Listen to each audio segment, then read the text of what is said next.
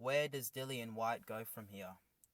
A lot of people were disappointed in the performance against Tyson Fury from Dillian Whyte, but to be honest, he did what he could considering his limited boxing skills and ability. Now, I'm not saying Dillian Whyte is a bad fighter. He has improved tremendously since the Anthony Joshua fight. But if you look at Dillian Whyte, he's not very athletically gifted when you compare him to the likes of Anthony Joshua, Tyson Fury, and Deontay Wilder. He's a plotter, he has poor footwork, he's not particularly fast, he doesn't have great balance or agility, and he just lacks the overall general athleticism to make him an elite heavyweight. The only real chance Dillian Whyte had going into this Tyson Fury fight was if Fury were to engage, as I said in my previous video. Tyson Fury knew that his best bet against Dillian Whyte was to box and move, hit and not get hit. That's why Tyson Fury came in at 264 pounds as opposed to, his weight in the two fights against Deontay Wilder. Dillian Whyte's punch resistance has regressed tremendously. That's one thing I have noted. Ever since the Anthony Joshua fight, you've constantly seen Dillian Whyte hurt, even when he's won fights. The Derek Chisora fight, the Joseph Parker fight, the Oscar Rivas fight. To be fair, he wasn't really hurt in either of the Povektin fights. It was just an amazing uppercut from Povektin that ended the fight. That's what happens in boxing. The more big shots you take, your punch resistance over time will decline, and we have seen a huge regression in Dillian Whyte's punch resistance. Though you have to give Dillian Whyte credit where credit's due. He is a very, very brave fighter. He is someone who does not hesitate. From a psychological point of view, you can say that, the knockouts haven't really affected him because he's always tried to fight his fight. But from a neurological point of view, Dillian Whyte must be shot to pieces. I've seen people saying, where can he go? Who can Dillian Whyte fight next? If you look at the Derek Chisora trilogy, listen, the first two fights were very competitive. The second fight, Chisora was up until the knockout. So, you might see DAZN or Sky, Matchroom, someone put that fight on. Joseph Parker is going to fight Joe Joyce. Joe Joyce. I always stuff his name up. So, there's no fight there for Dillian Whyte. Could Dillian Whyte fight Deontay Wilder? I don't think so. I would want to keep Dillian Whyte far, far, far away from Deontay Wilder. I know a lot of people criticize Deontay Wilder and say, well, his resume is trash.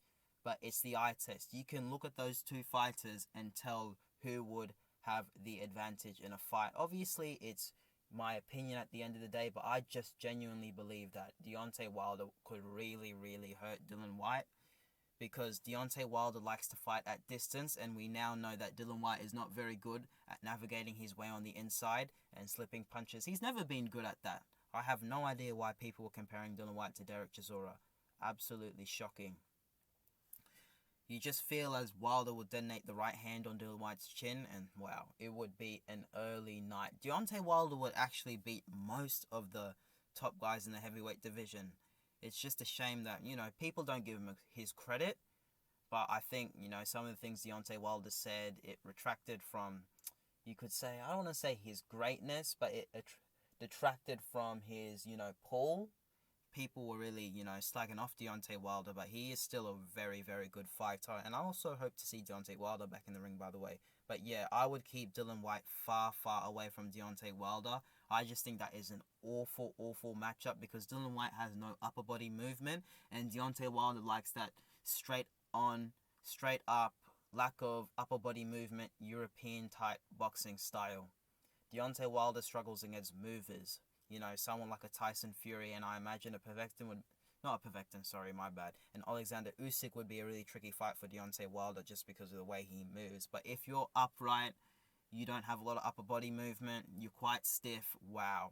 Deontay Wilder loves that, and he will take your head off your shoulders.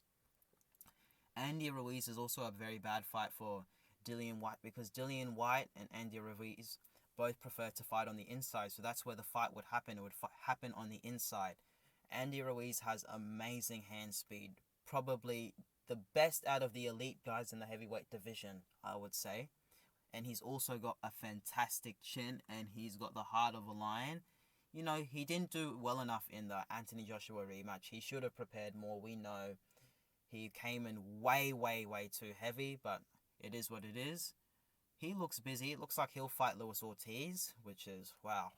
We don't really know how good Luis Ortiz is because we haven't really seen him fight anyone outside of Deontay Wilder, but, you know, according to the eye test, we can see that Luis Ortiz definitely does have skills, but you would think at this age, we don't really know how old Ortiz is though, he would regress a lot.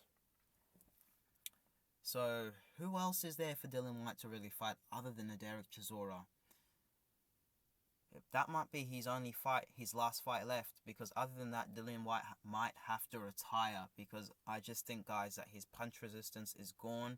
He is very, very vulnerable. We can see he just has a massive technical deficiency in where he struggles to defend against uppercuts. He's really struggled. He hasn't made the adjustments to protect himself from that type of shots, because Tyson Fury was throwing, you know, a lot of straight shots. He wasn't really throwing the uppercut, and as soon as he threw the uppercut, he knocked out Dillian Whyte. Dillian Whyte did not see that punch coming. What did you guys think of Dillian Whyte saying that Tyson Fury was dirty? We do have to acknowledge that Tyson Fury actually does use dirty tactics. If you look at the fight against Deontay Wilder, a lot of rabbit punches. The second fight and the third fight, clinching excessively. He actually got a point deducted in the second fight, you know, for, you know, dirty tactics. So Tyson Fury is definitely a dirty fighter. But I was listening to a Hatman Strikes Back video, guys, and he did mention how it was almost an act of compassion from Tyson Fury by not hitting Dillian Whyte with like a left hook, and that it was good that Tyson Fury pushed Dillian Whyte. And I'd have to agree. I think that is an amazing assessment. Imagine if Fury hit Dillian Whyte with a left hook. He could have knocked him out unconscious. The push was much better than another punch. So Dillian Whyte should probably be grateful and just move on and accept his loss. It is what it is, guys. Dillian Whyte did what he could, but Tyson Fury fought the right fight. I just don't know where Dillian Whyte goes from here. He's done a lot in boxing. He's improved tremendously. Hopefully he's made enough money so he can just sit back and retire. Guys, please like, comment, and subscribe. That will do me a world of good. You know, help push the channel, and it will encourage me to make more videos. Peace.